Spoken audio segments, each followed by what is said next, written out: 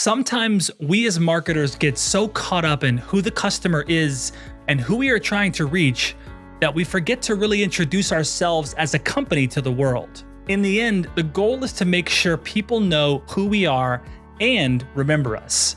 The best way to do this is by making our story known. Show our human side and make a personal connection. That can be far more powerful than any set of data we can get. Welcome back to Marketing Trends. I'm your host, Jeremy Bergeron, and today we're going to hear from the head of growth at Lemlist, Vuk Vukosavljevic. He's helped their company grow by leaps and bounds and was the first full-time employee they ever brought on. His knowledge of marketing was amazing. It's clearly an obsession of his. He even got me thinking about the importance of data that we're all so worried about losing due to privacy issues and realizing there's much better ways to reach people. I don't want to give away too much. Let's dive into it. Before we dive into this conversation, I wanted to say thank you to our partners at Salesforce. We bring marketing and engagement together. Learn more at salesforce.com/marketing. Now let's get into it. Just before you hopped on, I was reading this really cool article that disappeared, but it was the story of kind of 0 to 10 million in ARR, how you guys basically bootstrap that. Incredible article, man. And what's interesting is I can't remember if we connected from when I opted into Lemlist myself and that's how we got connected, or did you guys reach out? I can't remember how we got connected, but either way, I heard about your product and then I saw that you were coming on. But are you here because I opted in? Is that how we originally connected? I think we connected in the past, but it's not the reason. I think you have a great thing going on, and I think it's just great months connecting.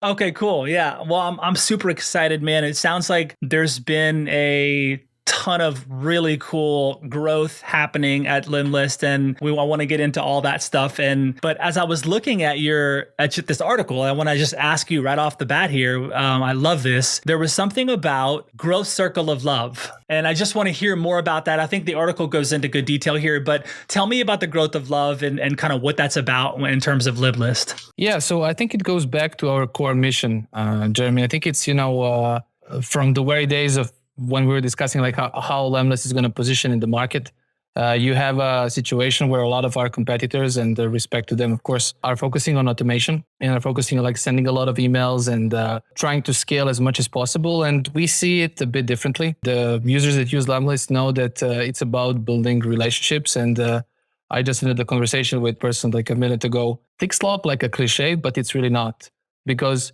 you need to, of course, automate the boring stuff from your plate, but you have to free time for the most important, which is the goal of the cold email is to start a conversation, not to sell. I think this insane but still healthy obsession towards personalization, I think it transpired in everything we do. And this is how Growth Circle of Love came in. Like when we were creating content, the differentiation for us was really like, let's make it actionable as possible. We were using our own product to grow our company, and we shared everything. The good stuff we did, the bad stuff we did, never do this because it doesn't work, do this because it worked great. And a lot of all was proved back by data. And I think this lab component is really trying to be focusing on the right stuff in outreach and trying to add as much as possible value to people. And it's I didn't invent the wheel with this one, but it's really critical. I mean, I love it. It's so true. I mean, as I review all the things that are written on this article, and we'll share this, Dustin, if you can make a note, let's share the link to this article when we publish this. But I mean, as I looked at the whole article, Vuk, what I saw was these people are just genuinely sharing a lot of really great content. They actually want to help their customer. So they have YouTube channels, they're sharing articles, they're on podcasts, they're doing this consistently, and they're doing it kind of collectively because there's different people on the team sharing from their channel and sharing to this audience. And so it's this kind of beautiful, and like to your point, circle of love, right? Where how can we provide so much value to the marketplace where people are going to just respond, and that's how you get numbers like 0 to 10 million in ARR and counting. Were you in the early days of Lemlist? Were you there from the very beginning, or did you come in the middle of the rocket ship, or where did you get into this party? Yeah, I'm proud to say that I'm company's first employee. It goes way back in 2018. Guillaume, Vianney, and Francois, the three co-founders, they finished their beta, they launched the first version of the product, and they did some UX switches. It was a couple of months already on the market, and I was looking for an early stage startup where I could join head of growth position, do some fun stuff in marketing, and try to be of service in growing the company in an industry I understand. So this was kind of the outcome, and I thought it was really funny to cold email a cold email tool founder. So I sent a cold email to Guillaume, said that I want to be Lemlist Kobe Bryant. I think this was my subject line. I'm a massive Kobe fan. And yeah, they offered me an opportunity to join a few projects. And after a few months, I joined full time. So I've been here for a long time. Okay, so how many people are on the team right now? We're on a major hiring spree, so I might miss a few, but I think we're closing on 50 something, so 55, 60 people when we finish the hiring. And everybody is remote? Is everybody some in Europe, some in the US? We are fully remote. A lot of people are in Paris, where the headquarters are, but we have people around the world, mostly in Europe. So I love this part that I read as well, where it talked about the more you document things and build an audience, the more opportunities you're going to get. And I think that's interesting, the part about documenting, like the story. And I saw something about a docu-series coming out as well, which I want to check out. Yeah, I saw a promo for that. But I think it's an interesting perspective. I think about our company, Mission, and we have such a cool story of how we've ridden this roller coaster and arrived to this stage now. And I don't know that we always tell that story a lot. I don't know that we've really documented the journey and shared as much as as we're just growing and scaling. So I love that focus there of like, hey, let's tell the world what we're actually doing, good, bad, ugly, and do it the entire way. Can you talk about maybe the approach there? Why did you go that route? Why did you double down on, hey, let's actually document our journey? Yeah, I think content in general has been one of the most important growth pillars for us. So if you take this story as an example, the second employee of Lemlist was today's head of video, but back then it was a video editor. So we had video people before sales was built, before marketing team was built. Even without take LinkedIn out of the equation, I don't think we'll be the company that we are today. Guillaume as a founder was the first in the company who started documenting and posting a lot on LinkedIn, and everybody in the company followed.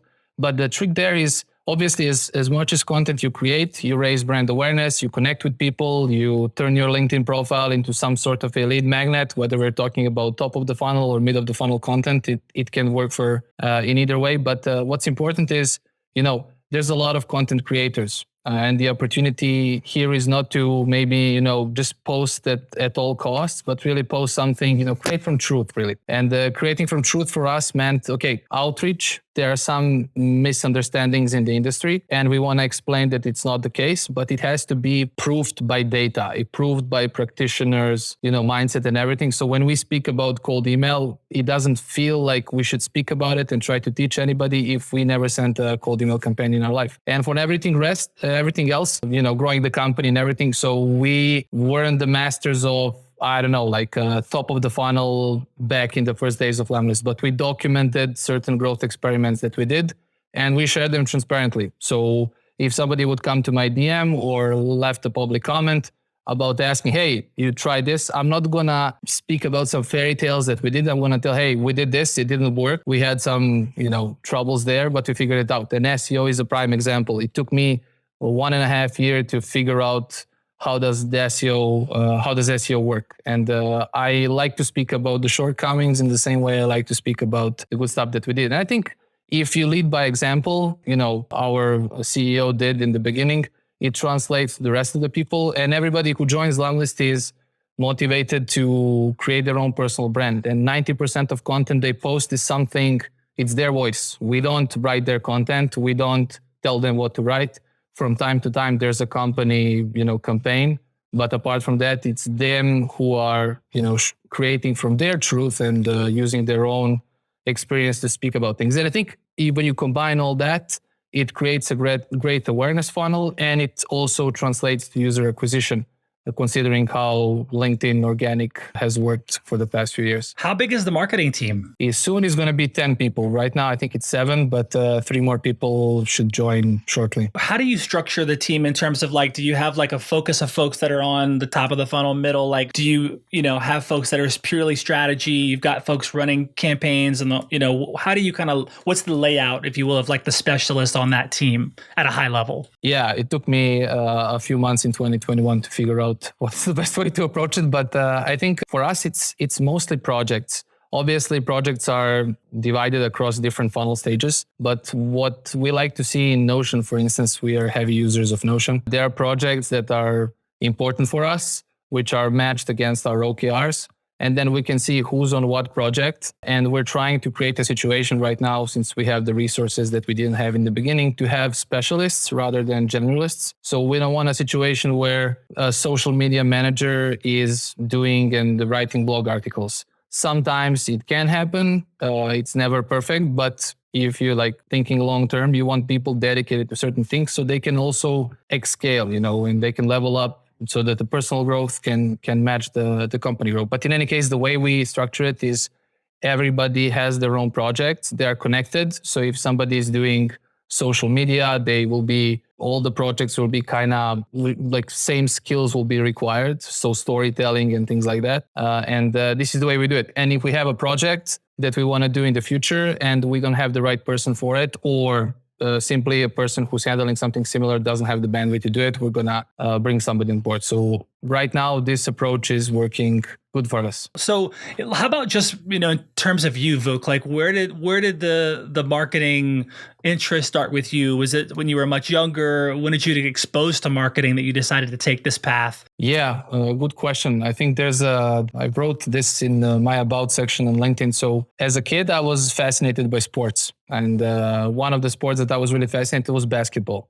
However, reaching high school, I was also interested in just hanging out with people and chilling and not really working that hard, So I kind of let the basketball slide. I wasn't happy with the decision, but I wasn't devastated either. So I started looking around and just tasting things. Let's see how does this feel. Let's see how does this feel. I had a great parents and a great family who always supported me no matter what and told me, just, you'll figure it out. Doesn't matter if you figure it out at 55 or 25. So I never had that pressure, which was important as a kid. And then somewhere down the line, I was good at writing in my high school. I always had it, it was easy. Words were coming into my mind. And I started being fascinated by the fact, why do people like Starbucks? I never saw a Starbucks ad, but I'm always seeing it on social. I'm always seeing the cups. Even Apple, everybody has an iPhone, but I never saw an iPhone ad. And I was curious, okay, somebody told a story about a brand and attached some human characteristics to brands and why we like them. And it was the same logic. I like Kobe because of specific things. This is why I kind of connect with brands. And I decided that I want to create a brand that, is still profitable, but lovable. And I was lucky enough to stumble upon Lemlist, which believes in this same thing, and I could really try to do my best work here. So this is how it awoke in me, and I would just one step at a time. Are you one of those marketers that's always kind of learning and educating and kind of thinking about where things are coming down the pipeline, or do you feel like you're more in the strategy, the day-to-day, supporting the team, the specialists, the tacticians, etc.? Well, how do you kind of dance in that? Yeah, I think another cliche answer coming, I think the right solution is in the balance. So early in 2021, I faced maybe the toughest challenge in my Lemlist career, which was I was too operational and team was getting bigger. So I wasn't really acting as a leader. I was more as doing my projects and trying to be helpful as much as I can. And I learned to understand that it's not the right way if I want to be in this position. So first and foremost, I had a conversation with myself. What do I want to do? Because both can work. And I wanted to be more than a captain. I wanted to be like a coach. So company gave me the pleasure of working with a mentor for 2 months who was a few years ahead of me. I got to ask all the questions and I understood that removing yourself operationally is one of the toughest things for a leader. However, you don't want to be that leader who, sits and doesn't do anything if you really crave to do a few projects of your own. And I like to have my hands in the dirt. It's just the way I was crafted. And I feel like it's a balance. So most of the time it goes to strategic stuff and coaching and being of service.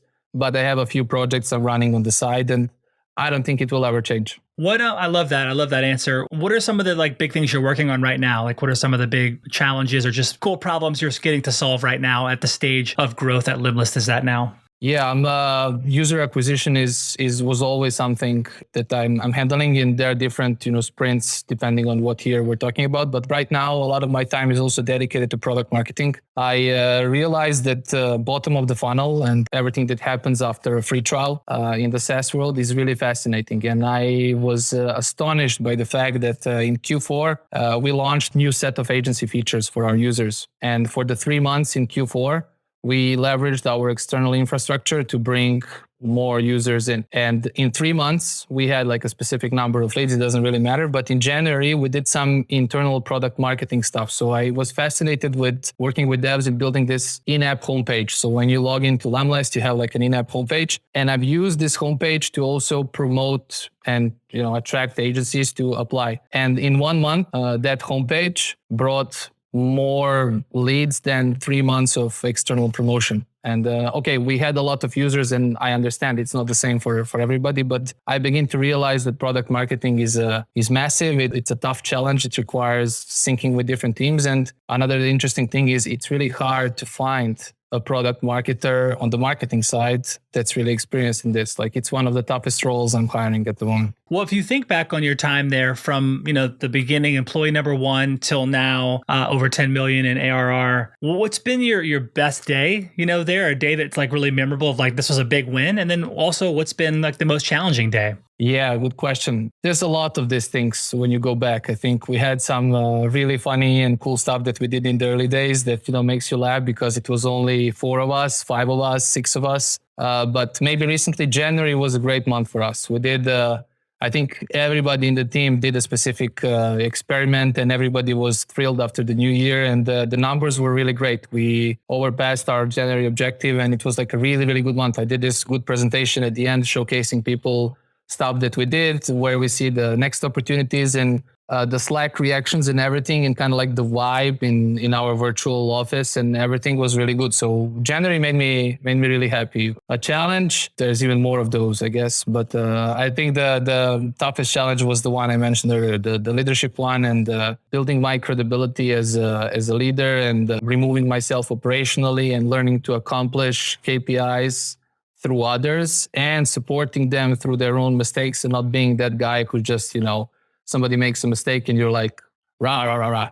It's not the point. So I think leadership is something fascinating. I think it's maybe the toughest challenge of them all. And it took me a while to figure it out. And I remember the nights I was feeling super frustrated when things are not working the way I wanted. And did you change your approach to just generally marketing in general, including user acquisition and everything? Did you change your approach in the last couple of years, or did you really just stuck to what was working and consistently have done that on? We've talked to some brands who had to totally like reprioritize metrics or change lots of things depending on the shift of the industry. Did you guys notice big, opportunities to change things based on how the world was around you? I think you're always adapting. I feel like we didn't change our most important strategies on a macro level. So content, community, things like that were from day one until we just expanded, and we just modified micro things that didn't work. So we understood that this particular maybe content silo doesn't work, change it. We understood that SEO didn't work in the way that we did it. There must be another way. But I don't think we ever sacrificed the strategy. We had some failed projects as every other company. We also have multi-products, which makes things a bit more interesting, and different products require different channels. I don't think on the macro side of things we changed. We just kept being as enthusiastic as you can be about the mistakes and failures you have, just to break them down in an honest way. We call them like post-mortems. You just have a call and you just try to objectively and not in a personal way analyze why something didn't work. And the more you motivate people to take accountability, being accountable and saying, like, I can give you an example. Like if I have my one-on-one with Guillaume, and if I tell, hey, the numbers this month are off, here's why I believe this is the case. I believe this was the mistake. And if you do this in a really objective way, it's the way you grow. And the more uncomfortable situations like this you have, and the more ownership you take, the better. So I think this was the thing we always modified. And I think we're modifying it today, and we'll modify it until the end of life. Yeah, I think that's something I'm also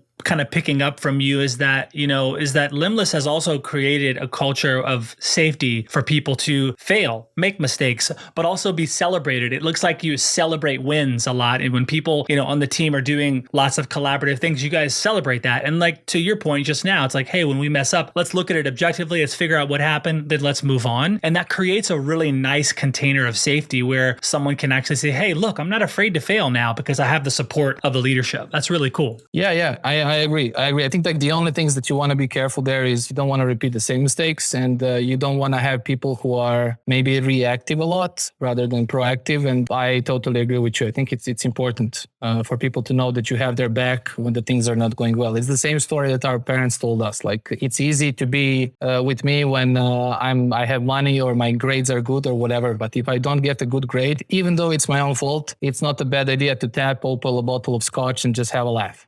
Right. Yeah, I get it. That makes sense.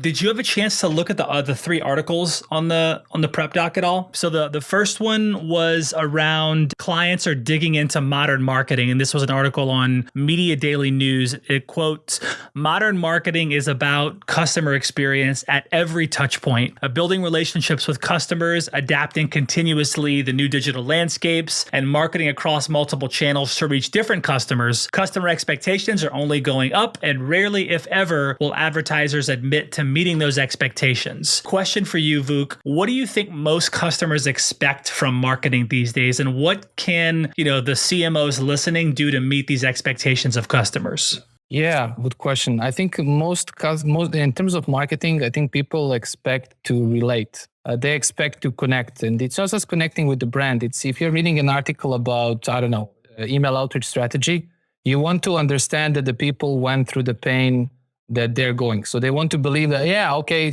he or she was in my shoes. And then, delivering on the promise of giving them value without overselling your product. So the way you're going to sell your product in that piece is you're just going to have it as a solution, but you're not going to advertise. You're just going to explain how you used it to fix a specific problem. And then, backed up with credibility. And it doesn't always have to be good results. Even if you share that, hey, this didn't work, it's still documenting the process. You're not teaching, you're sharing, you're giving people some insight so they don't make the same mistake as you. So I feel like language, positioning is something that marketing is made of. Like, and you have an example of Slack, like when Slack appeared compared to the enterprise chat solutions that were before, like how they approach language and positioning. I think you have to use the examples, the words, the analogies that your people use so they can connect, they can understand, and they can be like, oh yeah, I wanna read that. I wanna test that out.